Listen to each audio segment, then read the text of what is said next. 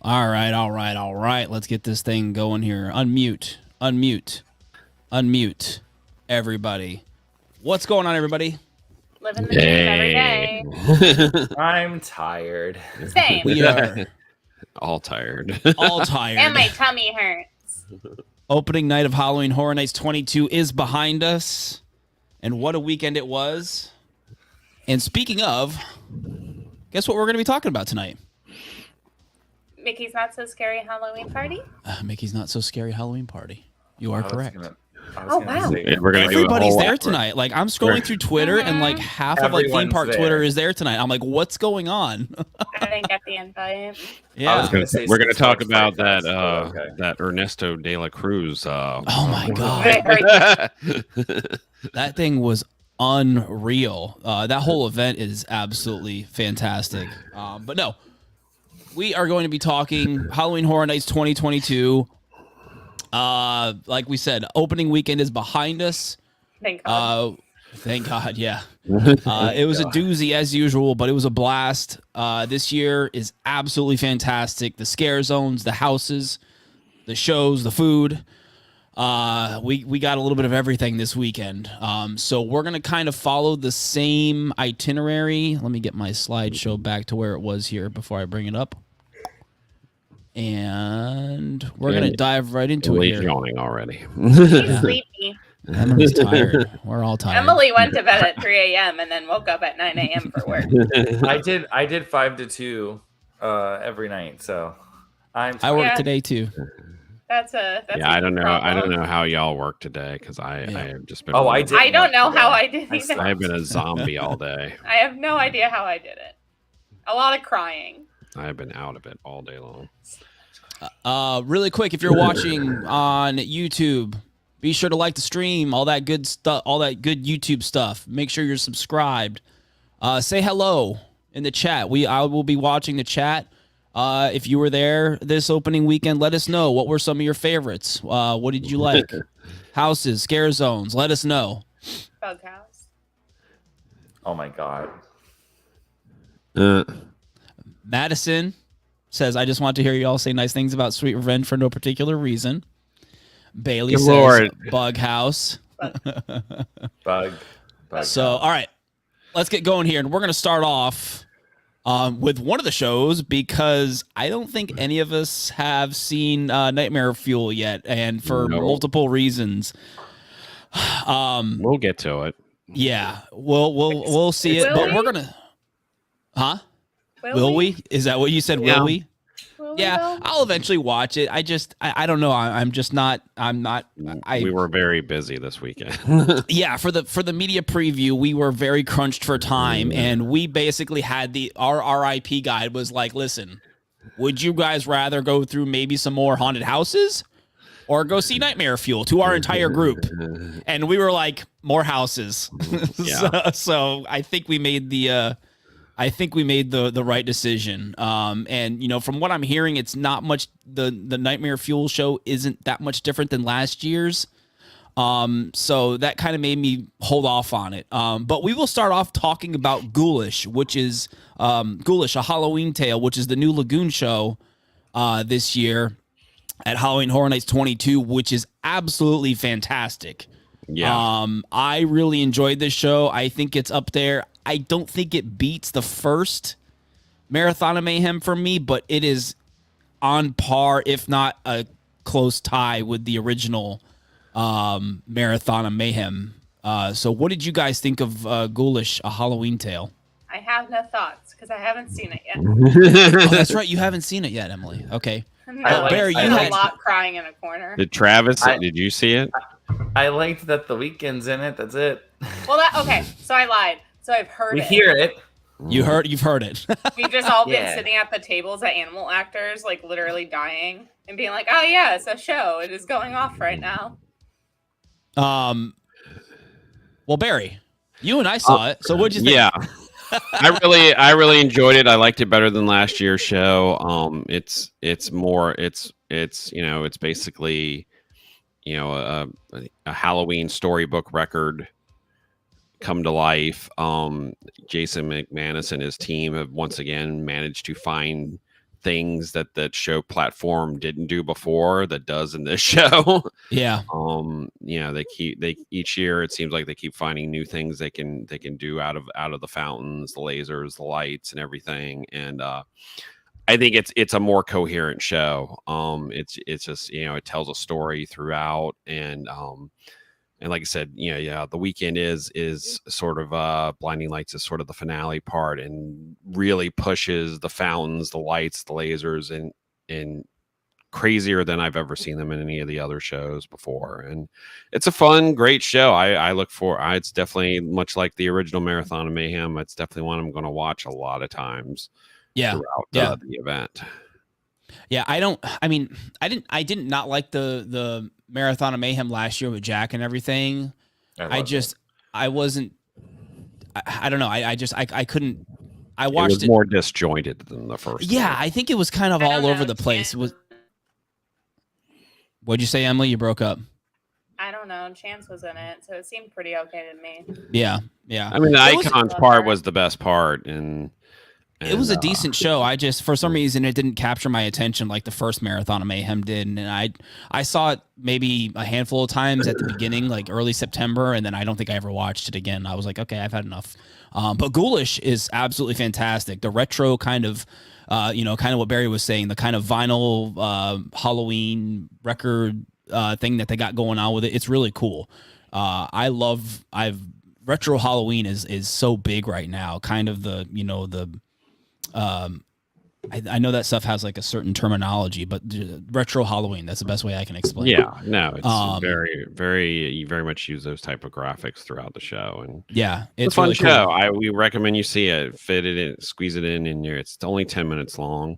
Yeah, it's like a 10-11 minute show, so you can sit there on sit there on the lagoon and watch some retro Halloween spookiness. So it's good stuff. So all right, let's move on over to the absolutely fantastic scare zones this year, and I cannot stress this enough. Yeah, the scare zones are absolutely fantastic this year. The team knocked it out of the park. I am just going to start off with that comment. There's something about the scare zones this year, just the vibe across the board. An absolute improvement from last year. Yeah, the last couple of years, I would, if I would say. Sorry, I mean, not to. I haven't. There were a lot of good things about the scare zones over the last couple of years, but there's something about this year where every scare zone is just absolutely amazing. And we're gonna start off with one. This is Graveyard Deadly Unrest. Obviously, it's in the Hollywood section. So right when you walk in, you go to the right. And you are in Graveyard Deadly Unrest. And holy cow, is this scare zone dark. I could not believe when we were there, when Barry and I were there opening night for the media event, it was still sunny out, and they kind of had the media food thing over at Horror Makeup Show and kind of the pre-show room there. So, we're in there eating food. We walk through Graveyard Deadly Unrest going there, and it's still daylight. So we do the whole media event thing. They put us in the theater, and they had some people come out and talk about the event, and then we were put up in our RIP groups. So we get out there, and it's dark. I was like, wow. Yeah. So what'd you guys think about anything that stuck out about Graveyard Deadly Unrest? It's my favorite. And Emily's breaking up. So it's my favorite. And Emily. Her internet's being wonky. I think Emily may have to jump out and jump back in. Yeah. I mean, for me, it's basically a haunted trail. Yeah.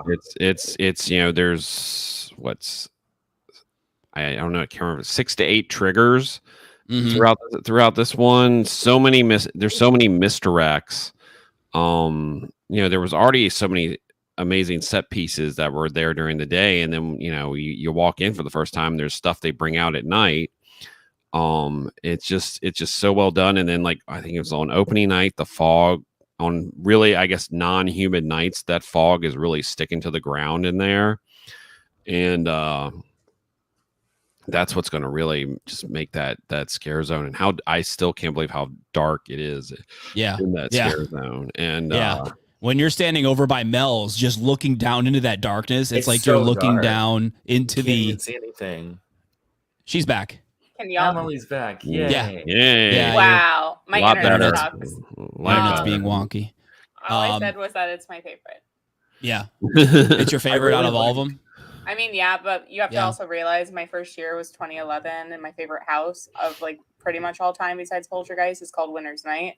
Yeah, And this is Winter's Night, the scare zone. basically, yeah. And it makes me very happy. I really like Travis? There's this one specific scare actor in there who sits by. So if you're walking from Mel's to the front of the park, he sits by that first like middle thing that they bring out in the morning, like right before the event. There was starts. a guy there last night. He was You mean the super ghillie animated. suit guy? Yeah, the ghillie suit guy with Yeah, the skull. he's the He best. just sits there. He Yeah. just sits there, and I saw him, and I was like, "Oh, that's not a thing." And then he jumps out. And Yeah. all he He's does really is say good. "boo," and I jumped out of my skin. It was hysterical. There's, talking about the characters, there's a lot of cool scare actors in this. They have the backpack skeleton that everybody lost their mind over, the skeleton like raised up on the person's shoulders, which is My really, favorite is the guy with the bat wings. Yes. I don't know if I've seen. They're- Is he the one they're, that's up It's- on the big stage area? Yeah. Yeah, because it Yeah. was like the first time I ever walked through, and I was just taking like some video, and then like he looked at me, he winked, and then he extended his wings, and I was like, "Oh, thank you, Oh, that's God cool. bless." Yeah, that's cool. Yeah, they're like the misdirects, the people up on the stage to get you to pay attention Yeah. to them. And Yeah. just Uh, overall really well done scare zone. Yeah. Fantastic. All right, moving on. Scarecrow, Also Cursed very Soil. good. This scare zone, I've been waiting to see characters up on the platform inside the barn, and Barry and I finally saw it last night when we were leaving. Finally. Saw it night one. It's small, it's hurt my neck. But yeah, I mean that one we finally got to see it full with the giant walking around Scarecrow, and then the Scarecrow's up on the second level of the barn, and it's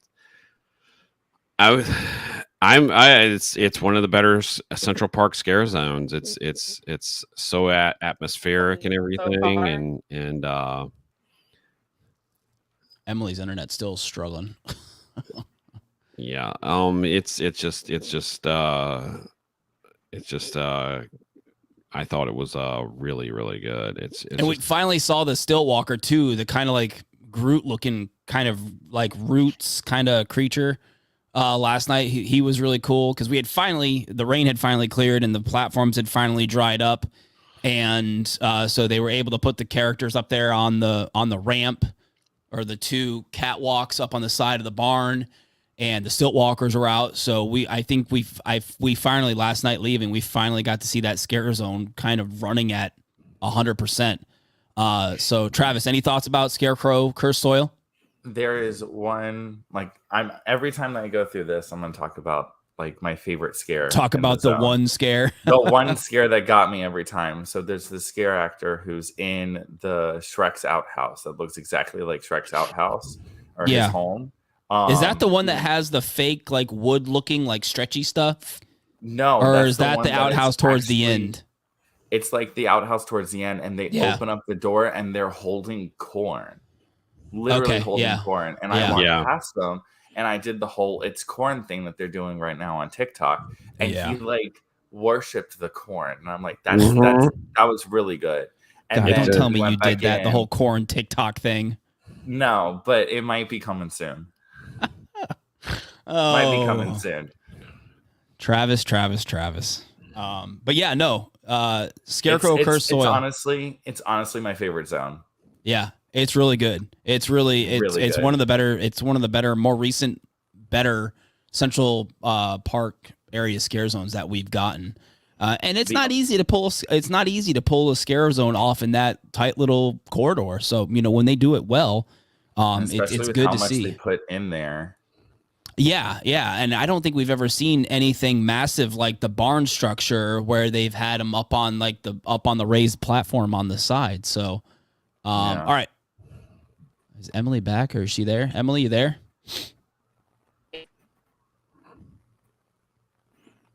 Nope, even that's not working.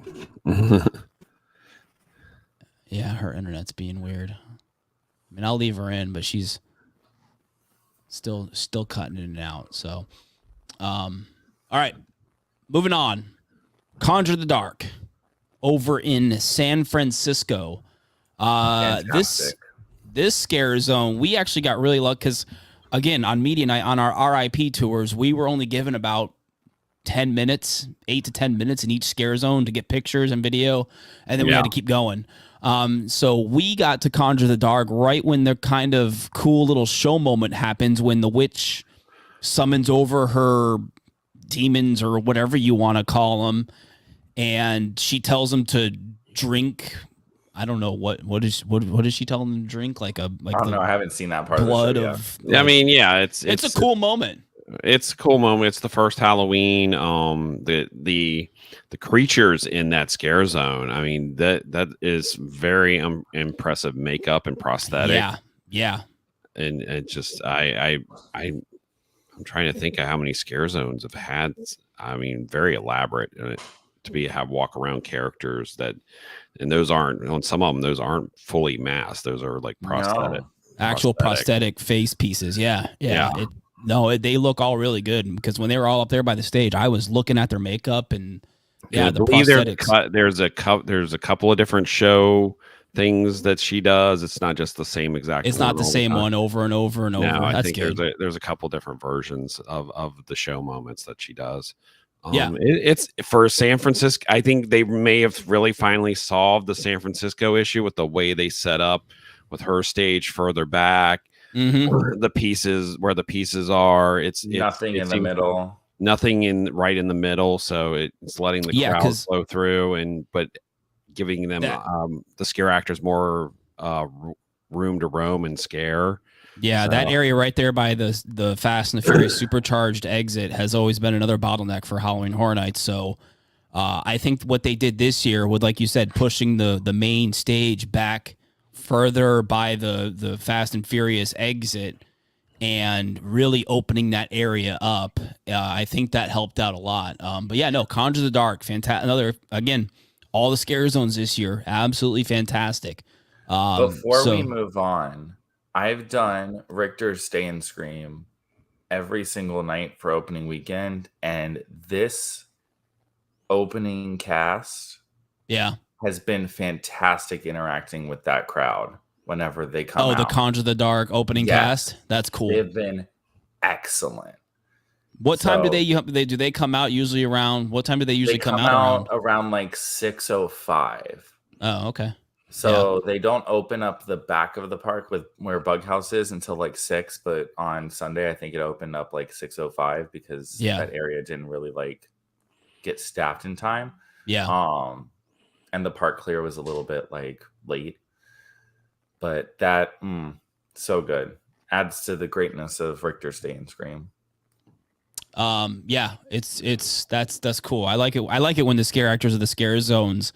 I can't remember, there was a scare zone a while back that the scare actors interacted with the people from Stay and Scream, but it's cool when they do that. It's a fun little thing that that they do. So, all right, Madison, if you're still watching, we're talking about Sweet Revenge now.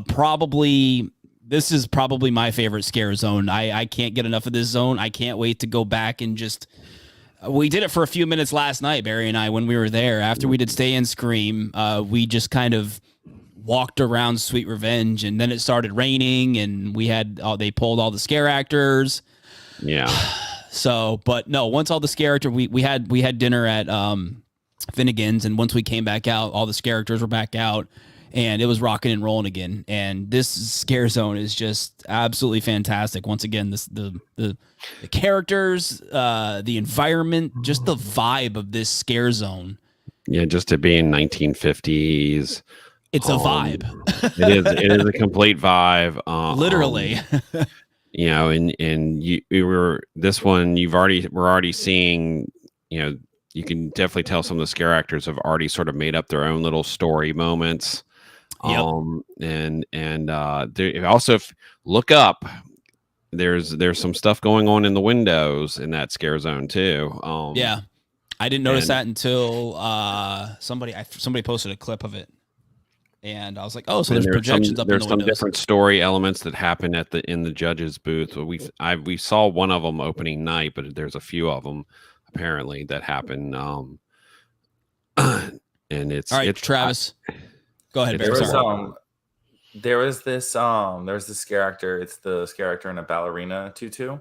And I was sitting over by the pumpkin by the tribute store talking to one of my friends, and she kept coming over, touching the pumpkin, go around, scare people, and then come back, touch the pumpkin, and then she would just keep doing that. And I said, "Are you okay?" And she's like, "Yeah, I want more pumpkins." But, like, I was just astonished. I was like, okay, she wants. There's a lot of fun characters in this scare zone. Like, I just looking around, the one scare actor that's pulling the wagon with the kid in it, which I swear is the same. It is person mannequin from the Trick or Treat scare zone. I feel like it's interesting that like the kids are poisoned by the candy, and it turns them basically into murderous monster. Murderers. But I guess they become mute because they don't talk. So it only seems the adult scare actors are the ones that talk. So and then of course you got the tribute store, which ties into this scare zone, which I think this is the first time they've tied the tribute store into the scare zone. So it's really cool to see. And I think it's actually helped this tribute store, because I think there's been years at Halloween Horror Nights where people don't even know the tribute store is there. This year, it's literally like tribute store. And there's a giant line. There's a huge line for it. Yeah, I still haven't been in the tribute store. I was going to go last night, and I saw the line, and I was like, nope. Not going tonight. Hello, Emily. Welcome back. Hi. Who knows if this is actually going to work or not? Loving your spectrum right now? Loving my everything right now. Oh, gosh. So, yeah, Sweet Revenge. Emily, any thoughts on Sweet Revenge really quick before we move on here? They're beautiful little children babies, and they're very stabby, and I love them all very much, especially a cat. Yeah, that cat's pretty adorable. Yeah. There's two cats, but there's a smaller cat. That smaller cat, she's very good. Yeah. Very good. Yeah, very good. So, all right, moving on to Horrors of Halloween. This Daddy. What the heck? Someone needs to clip that and post that on Twitter. Pumpkin Daddy. So yeah, this is basically the scare zone. Weird how my Wi-Fi is cutting out again. Oh no. Emily, can you hear me? I can't. Emily, do you want to hear him? Horrors of Halloween. Yeah, so this is the scare zone right when you walk in. Obviously, if you don't go right to Graveyard Dead and the Unrest and you go straight, you are going to be heading into Horrors of Halloween, which is a giant, massive archway with pumpkins and little tidbits from each scare zone scattered throughout this scare zone, kind of giving you a teaser of what's to come. And of course, Sir Pumpkin Lord is out there saying hello to everybody, puking and vomiting and burping and all of his glorious, all of his. Basically just like hanging out with the three of you. Basically. Thanks, Em. You're welcome. I feel the love. Oh, sure. Horrors of Halloween. Not much to this is another area where it's always interesting and challenging, I think, for the team to pull off a successful, not really successful, but a good scare zone. And I again, this is one I think where they've kind of finally nailed it, where the last couple years with kind of the highlight section, which is kind of a cool thing that they've been doing, and they did it again this year. but not with the houses, just the scare zones. They kind of give you a teaser of what's to come with the houses. I haven't spent much time in this scare zone to kind of see some of the characters that are hanging out. But I'm guessing it's a mix of.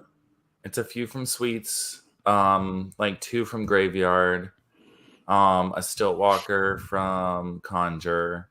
Yeah, I think like 1 or 2 from Conjure. And then like 2 people from Scarecrow. And then I believe that's it. And then the normal like pumpkin people that they have like in Twisted Tradition. They brought them back. They're in there. So cool little scare zone. If it's really cool to walk through at night with the Halloween Horror Nights sign and all the pumpkins up above. You can take a shot every time someone goes to the middle and they go, "Did you know that is Little Boo from the Wicked Growth House from last year?" Little Boo's up there. His name is Little Boo, and if you look, it also says icons. Icons. Do those vines spell out icons? Did you know the 31 means that it's been 31 years of Halloween Horror Nights? No. Did you know? I did not know this. No, I did not know. Thank you. This is. And then before we get into the houses, chainsaws are back. Very good. Roaming hordes in different locations throughout the night, and I am happy to hear the sound of chainsaws again. Yeah, it's good to. I posted it on my personal Twitter. We posted the clip of the cast change over there by Outside Horror Makeup, and I retweeted it. And I was like, it's so nice to. I mean, the Simpson chainsaw brigade was nice, but it's nice to have them scattered throughout the park again in different locations. I like it. I like it. I like it a lot better. Like I was taking food from one end of the park to the other end of the park for somebody, and I was going through Simpsons, and I was almost to where I needed to drop it off, and a chainsaw was right behind the lamppost as you're turning to go towards Simpsons. Yeah, and I almost dropped the food. Yeah, that chainsaw is always good. It's I think I know which one you're talking about. It's right there before you get on the bridge, right? Before you go over the bridge, and they hide right there by that concrete wall. They literally just hide right there. That's a good spot. I see a chainsaw person there every year because it's such a good hiding spot. I would literally just stay right there. Yeah. No, it's good to hear. It kind of brings back that somebody that's been going to Halloween Horror Nights for as long as I have, it brought me back to that retro late 90s Halloween Horror Nights vibe with hearing chainsaws throughout the park. So anyways, all right, moving on to houses. Very good. We're going to start off with Descendants of Destruction.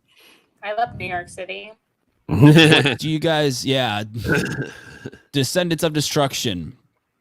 This house I've only been through once, and that was opening night for media night.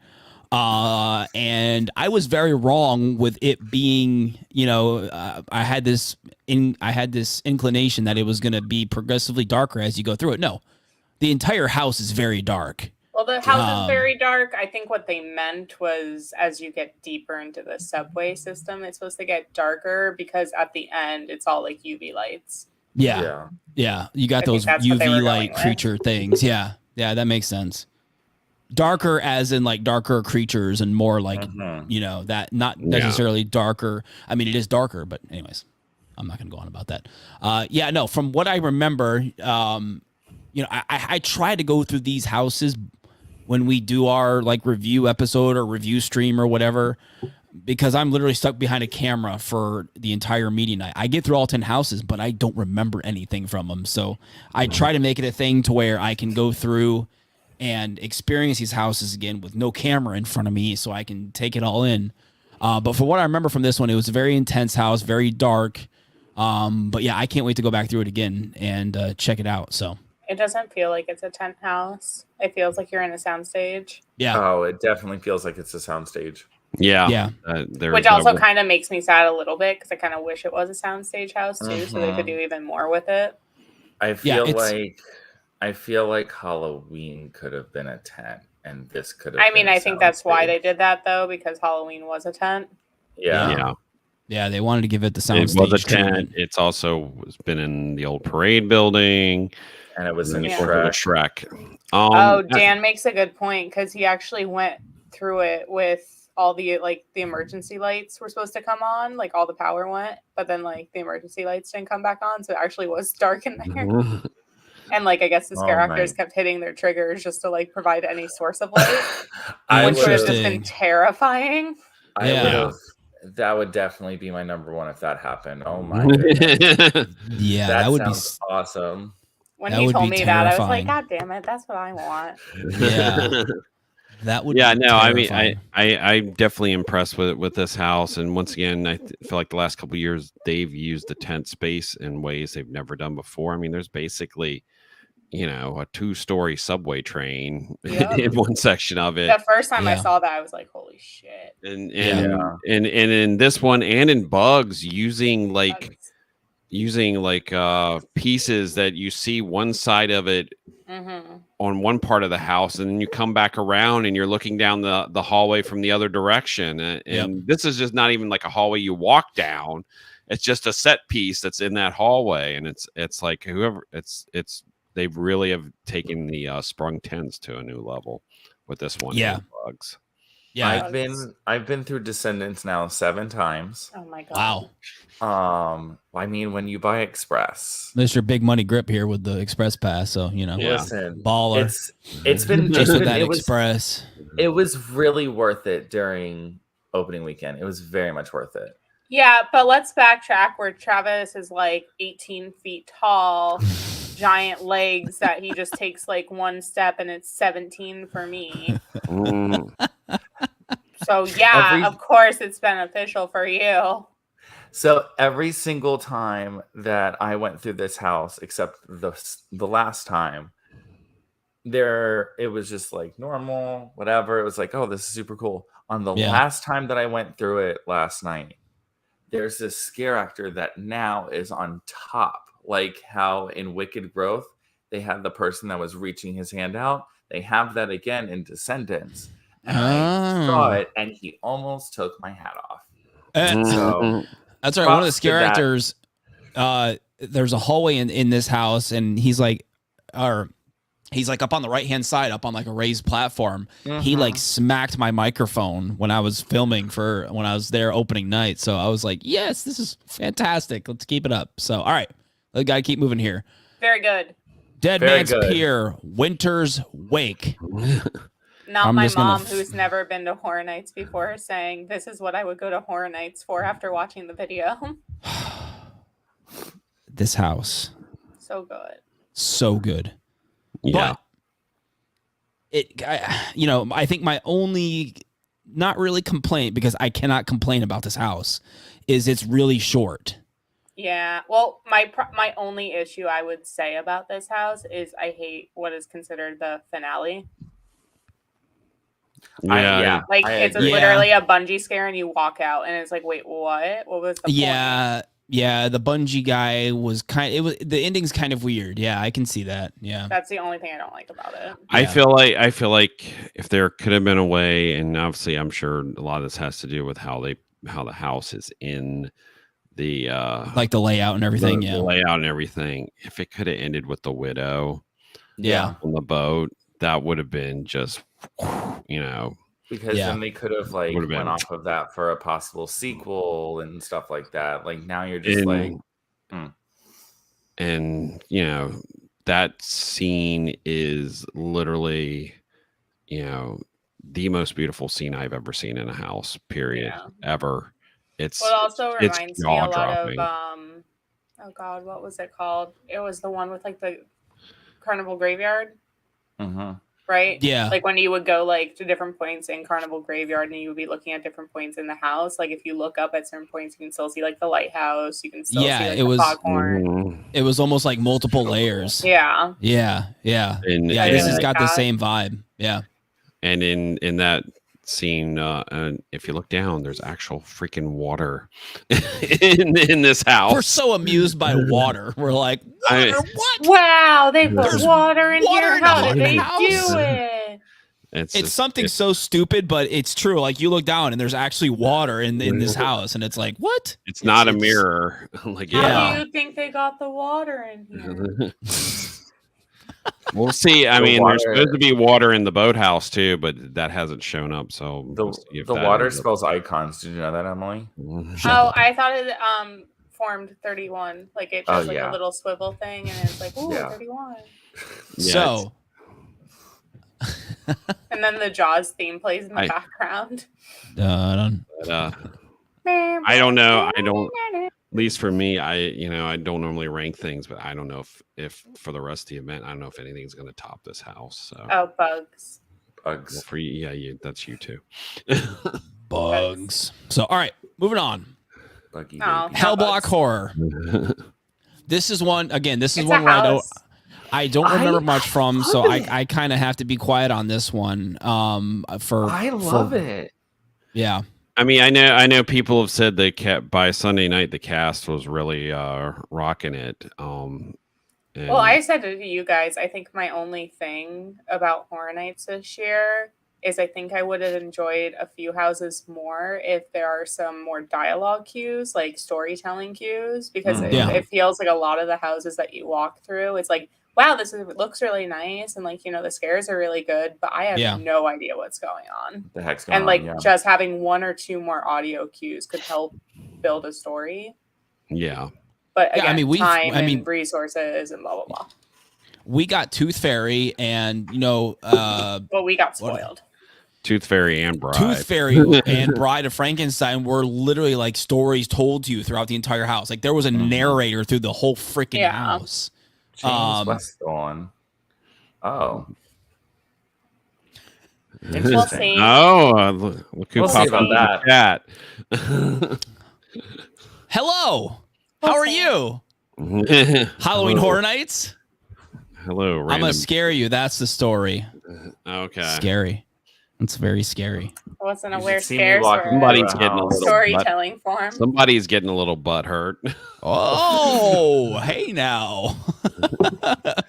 But yeah, Hellblack Horror. This is, again, I want to go back through this one. It was, from what I remember, it was a very intense house, and which I like. I like intense houses where it's nonstop, in your face, action scares. So I definitely want to get back to this one. And it's supposed to be a multiversal prison, and there's definitely some I like the sweet alien baby from past scare zones and houses in this house. Yeah. I think this is one, like I said, we saw a lot by Sunday night on social media where people were talking about how the cast in that house was really going hard, and I think it's going to be, this one's always going to be, depends on how your run through is how this house is. I personally love it. There's a lot of characters from Horror Nights past that I know about that I wasn't able to see, but now I was able to see them in a house. Yeah. Do you mean Bobby the Blade? But and then there's ones that I've seen that I was like, oh, I might not see ever again, but now I get to see them again, like my Yeti boy. Yeah, I love seeing my Yeti. Was the Yeti boy in the prison cell, in the prison cage? The one that you walk around, yeah. Because I remember him just shaking the hell out of the cage, and I was like, just ease off, calm down, it'll be okay. I blew Yeti boy kisses. I love him. Blew him kisses. So, all right. Moving on baby. To the Chupa Baby's house. Chupa Baby. Scenic design in this. I mean, I know we really talk about Deadmans Pier just being so beautiful, but the scenic design in this house is amazing. This is another one that's up there. Another one that's just it's absolutely amazing, and it's just the fact that almost all the triggers are in Spanish. I mean, it has a feel to it that it feels authentic, and the Choopy Baby puppets are so very top notch. The masks that the villagers wear are just amazing. So good. The design, and the mask design is really cool. Some of the kind of even. Go ahead, Barry. even the lighting design that mimics like firecrackers and going off. It's so well done, and just, I mean, when you walk in, the way they did it with you just, seeing sort of the village in the background, and it's just so well the done. facade's really cool. Yeah. I'm listening and I agree. I'm listening and I agree, but I am now also only hearing James's voice going, one night, James Westthorne went to Mexico. So now we have this whole backstory about how after Tooth Fairy, they shipped poor James Westthorne out to Mexico for his extended family. And he can't get away from urban legends. You're literally walking in the same exact way. Yeah, for those that don't understand what we're talking about, the Chupacabra house has a very almost identical entrance down the curtain hallway, and then you come around the corner and the facade's right there. So very similar to Tooth Fairy. You just can't catch a break. Yeah. Poor little guy. Poor James Westthorne. But no, I really like this house. I had a pretty from what I remember from media night, we had a good run through, and then last night, this was one of the ones that I got to go through finally without my camera in front of my face, and we had a pretty good run through it last night. It's a pretty solid house. We had even a better run through, me, Travis, and Will. Yeah, because we were the only people in the house. That's awesome. That was good. That's when you get wrecked. Emily, like 4 times. Yeah, and I'm just walking through being like, choopy babies, so good. Everybody's so good in this house. Oh, gosh. So, all right. Yeah, no. Solid house. Again, just like the Scare Zone, there's not really a bad house this year across the board. So, all right. Coming up next, Spirits of the Coven. Yes. This house, we're going back to the 1930s, right? 20s? 1920s. Yeah.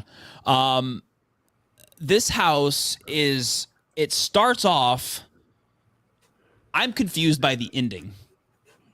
I mean, I get it. I get like what they're doing. It's they invite you into the speakeasy and they're, trying to convince you to, go further into it. And when they get you basically into like the bowels of the basement, again, I could be wrong, but that's kind of where they lure you in. That's okay. That's kind of their temple is sort of built on the speakeasy is built on top of their temple. Yeah, and, that's kind of I get it in how the witches, they're these sexy flappers in the beginning, and then as you go through, they get a little bit more demonic. I guess their true nature comes out more. Well, it's also the deeper into the bowels that you go. Yeah. Obviously, like the speakeasy is just their facade. I think the only thing I would say was I wish, like you said, there were a couple of dialogue cues in it, like with some of these other houses that sort of gave you more of an idea of what's going on at certain points. Yeah, other than that, it's like it's a solid house. It's really good. It's a solid house. It's nice. I mean, the especially the speakeasy part is just, I mean, it's Art Deco, 1920s, and it's just I do like I said, it's another one that I wish there was 1 or 2 more dialogue cues, sort of giving you an idea of where things were going. And it's interesting, kind of going off of that. It's interesting that they didn't do that this year because, like I said, last couple years they really got into that story-driven dialogue aspect of the haunted house. Whether you were listening or not, it was up to you. But for those of us that are like hardcore Halloween Horror Nights nerds, we heard the dialogue and we hear that, we're listening, we're looking, at the scenic stuff more. And those dialogue kind of story moments are really, really, really kind of something cool that they hadn't done, and they started doing it. And I can't think of a house this year that has something like that.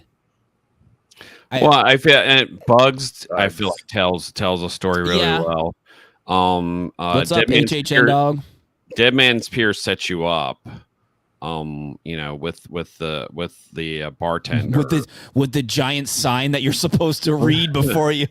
Yeah, there's literally there's a giant sign when you get into Deadman's Pier right before you walk into the facade, and it's like the sign from the Scare Zone. Oh, that's right. Yeah, it is from Deadman's Wharf. Yeah, that's true. So it's for those that didn't go through that, people are going to want to read it, and you're like in this conga line moving forward, and it's and horror tour available on universalorlando.com.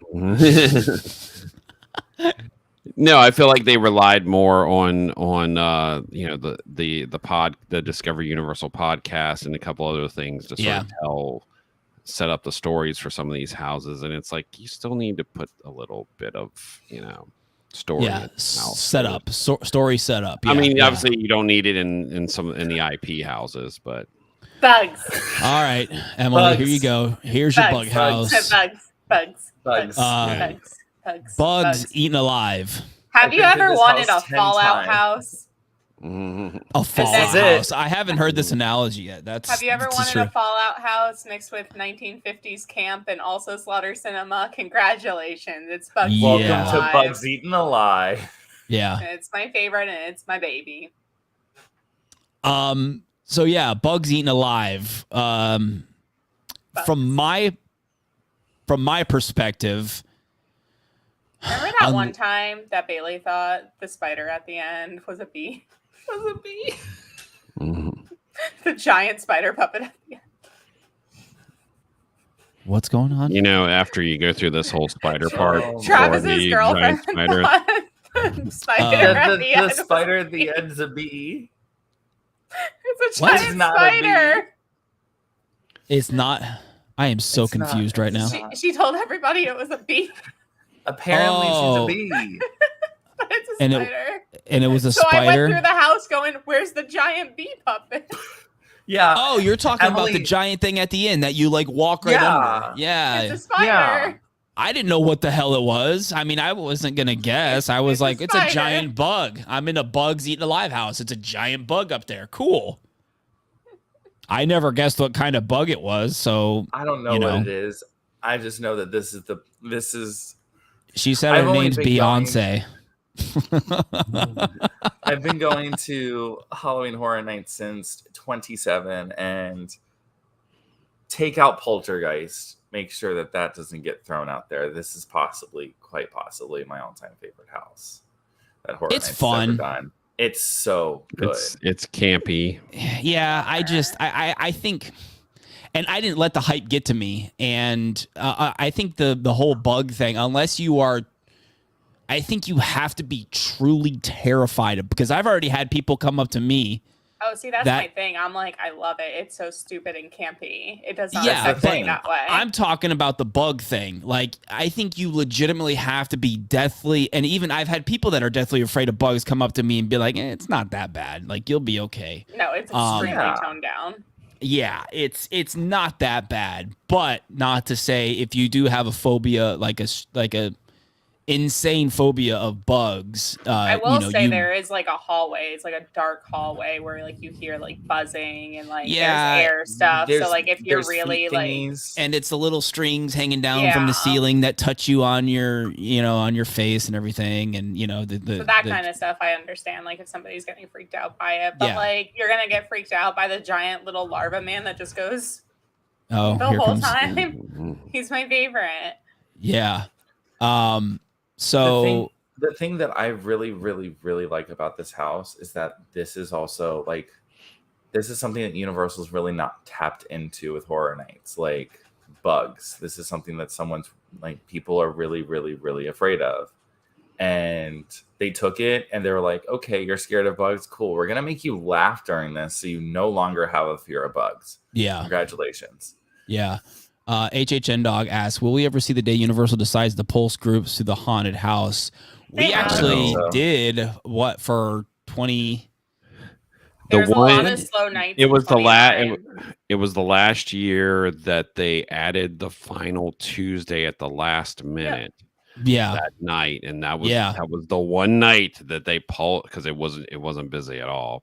No. Yeah. They pulsed groups through. I will say this. Best. There's no one yelling at us so far this year. Thank God.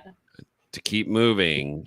And Ops has done pretty good this year so far about yelling at people and that sort of thing. Changed the atmosphere with inside the house. The Ops pretty much are standing there very quietly. Yeah, they're pretty hidden too. They did a pretty good job at hiding them this year because there's been some instances where like I've got, oh, hi, hello, ops person. Like they kind of sneak up on you. There's one that scared me I think it was Descendants. It was just like in a little tiny corner. And I turned the corner and I opened up the little black curtain. And I went, oh no, you got me. Good job. The ops people being scare actors up in here. I know, right? Yeah. All right. That's it. We cruised through everything. Halloween Horror Nights 2022. Really quick. We missed the weekend. We haven't talked the weekend or Halloween. How did I not? Hold on here. I was about to say, wait a second. Like that much. Or we're still 3 houses left. Bugs. Yeah. Um, Weekend Monsters. Well, that's weird and that's Halloween. Awkward. So, but yeah, you are. Ooh. Yeah, I don't have those on the slide. I don't know what happened. Yeah, so all right. Well, let's talk about the weekend. I'm just going off what I see in front of me. What'd you say, Emily? Sorry. I love the Super Bowl. The Super Bowl, yeah, the Super Bowl, yes. I love the weekend. I got really good scared last night. Yeah. Like literally almost made me go to the floor and been like, no, I leave. Yeah, it's first opening night, 2 scare actors got me in that house, which is, you know, everyone knows Clint and I are pretty much dead inside as far as going through houses. Literally. And the fact that 2 people in one house got me. I guess it was his turn. Don't worry, yours is coming next. Was amazing. But some of the best light design I have ever seen in a house. It's amazing. Oh, and Emily got dropped. Poor Emily. Dang, but yeah, internet. Easily one of the best lighting designs I've ever seen in a house. It's so good. The blinding light section is amazing. It's orienting and just like fun house. It is a fun house. But that doesn't take away from it being overall a fantastic haunted house. Yeah, it is. Because there's some really fantastic scares in there, as you were just saying, Barry. Both you and I got, startled, scared in this house, and that doesn't happen often with us because, like you said, we're dead inside and we don't get scared too much. So when it does, it is recognized, and I applaud the scare actors that get me because it doesn't happen too often. So, the Weekend House, fantastic. There were a lot of people with the Weekend House that were very skeptical about it. They weren't necessarily being negative. They weren't the people that were like dogging, oh, the Weekend's going to be stupid. This house is going to suck. How can you do a haunted house on the weekend? Those people. There were a lot of people that were it's not metal. It's not metal. I was skeptical. It's not Alice Cooper. I was one of those people that was skeptical at first. Yeah. So what did you think, Travis? I loved it. Yeah. Like it's really good. It followed very similar to what like his music videos were, and like kind of went off a little bit into its own thing. Like I was talking with Emily, I think it would have been a better name if it was like In the Mind of the Weekend, because that's basically what it is. It's in his like twisted mind. Hence the whole like electrical chair thing at the beginning with all the wires hooked to his head, and you're basically going into his mind. Yeah, exactly. I like that on Saturday they changed the music that was outside. It wasn't playing the same 3 songs over and over and over. Yeah, there were a lot of people happy about that on Twitter. There were a lot of people that pointed that out, and they were like, "Oh wow, good on Universal for making that quick change." And I guess on Saturday night they added a lot more music because the queue is basically a party. They have lights. They have the music playing. It is basically like a party out there. Yeah, the music loop there needs to be at least 60 minutes because it's consistently. They just need to do after hours Dawn FM. Put it on shuffle. That's it. Yeah, yeah. That's basically it. Put the popular songs in there. Maybe some other ones that he's done. Maybe some collaborations. See if they can do that. That's it. Yeah. No, fantastic house. I was excited about the house. I wouldn't say I was optimistic. I was more curious. With these music haunted houses, I'm always curious how they pull them off, because it's a different medium than like a movie or a TV show where you have a lot to work with. Given The Weeknd, he has his weird music videos and stuff like that, so they had that to go off. But still, how do you take that and turn it into a cohesive haunted house? And it's done really well. I think they did amazing with it. Yeah. It's amazing really job. good. And it's really cool to see how many people have this in their top 3 at least. And it's really cool to see that this house is ranking so high on so many people's lists. So, were you going to say something, Barry? Sorry. Bring on Lady Gaga. Oh, Jesus. Bring on Lady Gaga. Bring on Billie Eilish too. I know she's kind of like changed her image and all of that, but like I kind of want to see what that house was going to be if it was actually going to happen.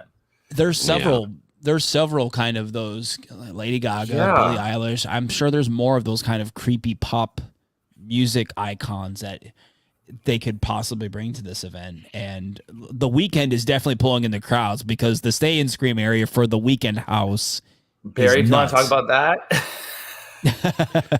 I mean, it's we'll have it in the Stay and Scream video, but it's definitely, if you want to do Stay and Scream, you're going to be waiting in line in Central Park. Yeah, just like you had to last year for Beetlejuice in Hill House. And crowds are there. It's the crowds are there, and it's that house, Halloween, and word got out pretty quick. Deadmans Pier, those are consistently the three longest waits throughout the night. Yeah. Bugs got pretty up there too on opening night and last night as well. Speaking of Halloween, I think that's our last one to chat about, right? Monsters. No, we still got monsters. Yeah, monsters. If I don't have it, I don't know what happened to my slideshow. If I don't have it in front of here, if I don't have it in front of me, let's go ahead and do Halloween. Leave monsters. Yeah, let's do Halloween, and then we'll wrap up with monsters. Halloween. What'd you guys think of Halloween? Travis, what'd you think of it? So I didn't get to see Halloween in 24, but I got to see it when they did Halloween 4. I liked it a lot better than Halloween 4. Yeah. I liked it. It's very short, in my opinion. I think it's very short. Yeah, I can see that. It is kind of a short house. And then there's sometimes a Michael that pops out after you're done with the mirror maze portion and pops out from like the side curtain, like how the tall man did in Hill House, and like at the very end, at the very end. Yeah. And he went out one time and I fell to the ground. It was he lay you out. Yes. Yeah. Terrifying. No, this house it's another solid Halloween house. I don't think it comes close to the 14? 24 house. 20, the HHN 24 house. That was the tent house. That house was so good. But this one's pretty good. A Halloween house is literally Michael Myers coming around from every corner, and that's what this house is. Yeah, it's literally they really just went all in on the Michael Myers stuff. It's well done, and the key is it is completely different than the 24 house, and of course it's on a sound stage, which none of the Halloween houses have done before. I enjoyed it. But like I said, I would rank it out of the 4 Halloween houses now, so I'm maybe third, because I feel like even Halloween 2 was a little bit better than this house. So I don't remember much about the Halloween 2. I would literally have to go. For some reason I don't remember the Halloween 2 was Dumpster Mike. Oh, Dumpster okay, Mike. That helps me out. Yeah. That helps me out. It was in the old parade building. Okay, yeah. I didn't see that one either. Yeah, I would have to put. I think I would put that house over this one. So yeah, I think that would be third for me, and then fourth would be the Halloween 4 house. Yeah, I mean, I feel like I definitely like this more than say last year when they did a new version of Chainsaw, and I didn't really care for it. I wish last year they would have just done the Netflix version of Chainsaw. So. Yeah, I don't think it did that well, so I think that's why. Yeah. I mean, I think hopefully, we'll lead with Halloween Ends coming up. Hopefully that'll lead into if not next year or a year after, a mega Halloween. Yeah, Halloween I'll be curious. I'll be curious when they do that, trilogy. because if they do like the whole trilogy in one house, I don't see them breaking it up into 3 separate houses. I see them. Oh no, like because we can just skip kills and go straight to yeah. No matter how bad good Halloween Ends can be, we can just skip Halloween Kills, because I don't want to go through a haunted house of people saying evil dies tonight. for 5 minutes, because that's literally what this movie is. But no, I'm leaning towards, if they do a house based on these most recent Halloween movies, it would be like a mega house, and it would be all 3 movies crammed into one house. Yeah. So, all right, wrapping up with Universal Monsters Legends Collide. You forgot Blumhouse too. Where are all these haunted houses coming from? You also forgot Lava Zombies over at Volcano Bay. Oh yeah, we got to talk about lava zombies too. So okay, we'll do Monsters Collide, and then we'll talk about that house.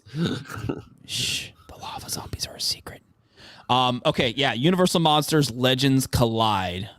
This house on opening night, media night, we got a very meh run through. I'm gonna be honest. Same. I was not impressed with this house, but. Last night, very impressed. And this is a very big but. Last night got completely wrecked in this house. So I don't know what happened, who lit a fire under the cast's butt, but last night got absolutely wrecked in that house, and it moved up big time. If I was doing my rankings, which I'm not doing anymore, but it definitely improved last night. We all had a solid run through last night. I got wrecked in that house. There were the mummy was coming from every direction, and it was a really good run through last night in Legends Collide. Travis, what do you think? My only gripe with the house is that there's not enough Dracula. Yeah, it's a very mummy house. There's a lot of mummy because which it literally. Okay. Yeah. It's if it's gonna be all 3, I kind of want an even playing field for all 3. Yeah, I kind of like give me a third of Dracula, a third of the house mummy, and a third of the house. I mean, not like divide it up like that, but a good mix. Yeah. I want more than Dracula with the money bowls in front of him. Yes, that's a thing. And then Bungie Dracula, and then if he wins, winning Dracula. Yeah. And last night, who won last night? Wolfman won last night. Wolfman won last night. I think both times, and when we were there media night, Wolfman won also too, right? No, Mummy won. Mummy first night, Mummy won, and then Dracula second night, and then Wolfman third night. Yeah, so they are changing it. Little spoiler alert for those of you. Well, I mean, we've mentioned it before, but the end of the house changes every night with a different winner, whether it's the Mummy, whether it's Dracula, whether it's Wolfman. And they are holding ahead of one of the other ones. So it's a cool little thing that they do at the end of the event. It's like icons. Yeah, icons and throne. Yep, we've mentioned that as well. So, okay. Last house, right? My second favorite house. Horrors of Blumhouse, Freaky and the Black Phone. This house was really cool because I love this kind of split little mini haunted house thing that they did, kind of separating the two. Whereas Blumhouse is years past, it's one giant house and the movies are just kind of crammed in there. This one, you literally go through Freaky, you come out and you're back in the Fast and Furious supercharged queue area. Queue. Yeah, I think you're in the extended queue. And there's a facade for the Black Phone. So you're literally like getting like 2 mini haunted houses in one. It was really cool to see this. And I actually think it helped. It kind of broke it up, and it made you kind of enjoy each. It helped you, kind of enjoy Freaky, take a breather, and then you go right into the Black Phone, which was really cool. I don't know what you guys think, but I thought it was a cool little way to kind of break them up. Barry, you go first. Yeah, no, I like the way they broke it up. I loved how they adapted Black Phone. Considering if you've seen the movie, most of it takes place in a basement. Freaky. I realized because since it's like a 2 for house, I would have liked maybe one of the sort of a comedy moment of the Vince Vaughn character and the girl's 2 best friends. Yeah, I think like a comedy moment scare would have broken up just having her killing people one after the other. Yeah, with the freaky section, I think that's my my issue with that part is it's repetitive. And then I don't think it's bad. Basically, the really ending. Cool... The ending you see through like the window of him stabbing her. Yeah, and switching bodies back. Yeah. It was really repetitive, but not to say there's some really cool moments in the house of her, like the way they do her killings when she becomes the serial killer. But it was very repetitive. And I just wish there was some way to break that up somehow, some way. Now the Black Phone section of the house was fantastic. Obviously, how do you do a haunted house based on a basement? And it's literally just him around every corner. It's basically like a Halloween house. He's everywhere. And with I think you see, I mean, you could probably help me out with this, Travis. And you see a couple of the other kids, don't you?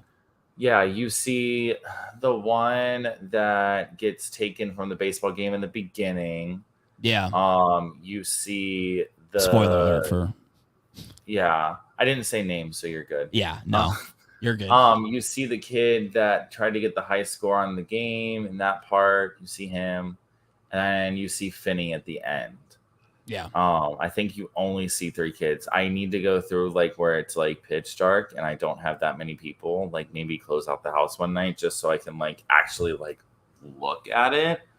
And that's the thing with this house. It's dark too. It's a pretty dark house. It's dark. There's a lot of grabbers in that house. Yeah. And a lot of the times they're really good. There's a lot of stuff hanging down too. This is a house with a lot of crap hanging down from the ceiling to really distract you as you're going through it, kind of pushing things out of the way. So when the grabber comes out, he's like right there in your face. I really like what they did with the end of the house where Finney has the telephone cord wrapped around his neck. Yeah. Because he uses the mattress pad to like block him from getting in and he still gets in, but it's like ripped up mattress pad basically. Yeah. It's really cool. Yeah. Yeah. No, the ending's pretty cool. And like I said, the grabber's everywhere in that house. So with all of his, I think isn't he wearing different masks too? Yeah, different masks and different clothes. Yeah, he's wearing different masks through the house because he's got a couple that he wears throughout the movie. So fairly pretty impressive houses, 2 houses, I guess. Technically, I was a huge fan of. Yeah, I really dig the whole little split up thing that they did, kind of separating the 2 movies into their own little haunted houses. That was really cool. So, all right, is that it? Is there like a surprise 11th house that I should be aware of? There is not. We've gone through, and I don't know that we've gone through it. No, the Good Guys Burger. The Good Guys Burger. Yeah, speaking of food, really quick. I mean, I know we're kind of over our time limit here. Any food that you guys tried this weekend that was really good from the Halloween Horror Night stuff? I know we tried some from the media event. Travis, anything that you tried? Did you try anything that kind of stuck out or?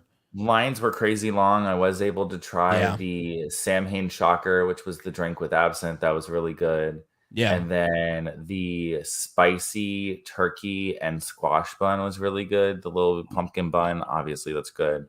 Yeah. We tried that at the media event. That was good. The little boo pumpkin, little boo buns. We tried. We got to try a bunch of the vegan items at the media event, and they were all good. I want to try the cheesesteak. Yeah, that looks really good. I think at the media event I ate my weight in the mummy tablet sugar cookie things. How was it? It's a basic sugar cookie. Yeah. It's nothing. I don't know if fancy. they're really worth the price. I feel like I'd rather pay a little bit more and get fried Oreos or. I've had. I think I've been through Monsters less than I've had more of fried Oreos. Yeah, I've probably had about 4 orders of fried Oreos, and I've been through Monsters 3 times. And what was the Barry? What was the Day of the Dead drink that we had with the popsicle? That was really the Burning Skull. The Burning Skull. Yeah, that was really actually good. Out of the drinks I've had so far. You would think that would be the sweetest. It's not. Yeah, that was really good because of the tahini and it doesn't come off, even with the popsicle, it doesn't come off as sweet. Compared to like some of the other ones I've had that's based on some of the people I've talked to who've had some of these drinks, some of them are just as usual way too sweet. Yeah. And they I feel like the drink team seems to swing for the fences, and which causes them to miss so much on so many things. Circus peanut. Yeah, but you had the Revenge of the Circus peanut. I was just gonna say. Unfortunately, we still haven't gotten to the witches bar, which finally we have besides Finnegan's and Chez Alcatraz bars with premium cocktails. Yeah, so we'll have to get back over there for real mixed drink. For those of you that don't know what Barry's talking about, over by the behind Lombards. Yeah, behind Lombards, they have like a basically like a U-shaped area of the back of the restaurant that's like 3 or 4 bars. And you can go back there and get a drink back there. Yeah, all new furniture out there too. Yeah, they got all new patio furniture back there. It actually looks really nice. Yeah, so try that out. Wednesday. Yeah, we'll have to go back there one night and kind of grab a drink and just kind of hang out back there because it looks like a cool little spot to hang out and grab a drink. So, all right. When it finally doesn't feel like 88 degrees at 10. Yeah, when you're not swimming, when you're finally not swimming. Hopefully, we'll get cooler weather here in the coming weeks and months before. Because we got 2 cool nights last year for Horror Nights. So maybe one. It was like, we got like 1 or 2 cool nights. There was definitely the one night where I was not dressed appropriately. So, yeah, I remember that. I was freezing. So anyways, guys, that's it. Food, scare zones, haunted houses. Absolutely fantastic year this year overall across the board. Halloween Horror Nights 2022 is incredibly strong. There's, like I said, there's not a bad house. There's not a bad scare zone. The event is absolutely phenomenal this year. The entire team knocked it out of the park. Sure, did the operational issues come up opening weekend? Yes, but that's always a thing. Hopefully, in the coming days here, they get those sorted out, and they can get those issues resolved. But I think the biggest complaint was the shortage of food and the wait times at the food areas were getting pretty long. So hopefully they can get that all figured out and, get this event running fantastic and on all cylinders, because it is a fantastic event. And, it really is. I believe in Universal and getting these operational things fixed and figured out, and get this thing going full steam, because it's starting off strong. So if these few little things they got to work out, and then so be it. So anyway, yeah, and the houses and the scare zone, we're going to see some different things this coming week. There's always some changes. There's always changes. Yeah. There's always changes. They learn from opening weekend. They adjust. They tweak. They make changes. So it's always interesting to see not only the scare zones but the houses too. There are changes. So there'll be things that'll be completely different on Wednesday when week 2 kicks off. So it'll be interesting to see what those changes are. So anyways, I think we're going to get on out of here. I think we covered everything. Thank you so much to everybody for tuning into the live chat on Twitch and YouTube. If you're watching right here on YouTube, we appreciate it. Make sure you like the stream, all that jazz. Make sure you're subscribed right here to our YouTube channel, and be sure to check out our Halloween Horror Nights Ultimate Thrill Guide, thrillgeek.com/HHN. We got all of our videos up there, most of them. I'm in the process of getting our last few Scare Zone videos up on the YouTube channel. I was exhausted Saturday editing all 10 house highlight videos because we're not allowed to just upload the entire video. Universal kind of wants us to crop it up into like a highlight reel, so I had to do that for all 10 houses. We've got that. I shot the Scare Zones, and some of them are up already. More to come. We have part 1 of our RIP tour opening night video.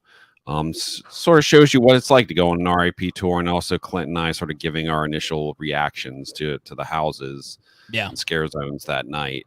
So part 1's up, part 2's coming soon, and we'll have a Stay and Scream videos coming soon, where we're all 4 of us will sort of give you a look at Stay and Scream in the 4 different locations at Halloween Horror Nights this year. Fun little mishmash video we did of myself, Barry, Emily, Travis, all kind of showing off different areas of the Stay and Scream zone. So look out for that.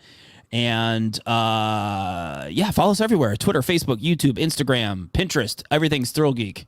Make sure you follow us on all the social medias and all that jazz. And like I said, check out our HHN Ultimate Throw Guide. A lot of people have been sharing it, so we appreciate that, because we've put a lot of work into it, updating it and all that stuff. And look, we got, I don't know if you can see it. There we buttons. Go. Get it.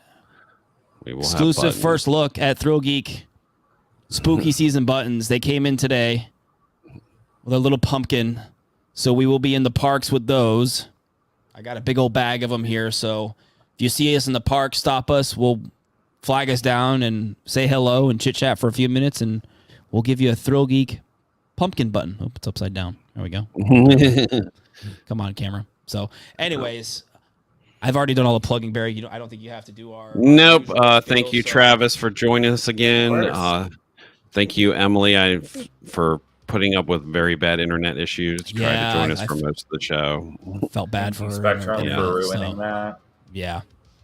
You do know I work for Spectrum, right? Fix it then. So, anyways, that's not my part of the business. Thanks again for everybody for chatting. We'll see you guys. Take care. Be safe. If you're going to Halloween Horror Nights this week, have fun. And again, like I said, if you see us, if you see myself, please Barry, Travis, please say hi. We'll stop and chit chat with you for what?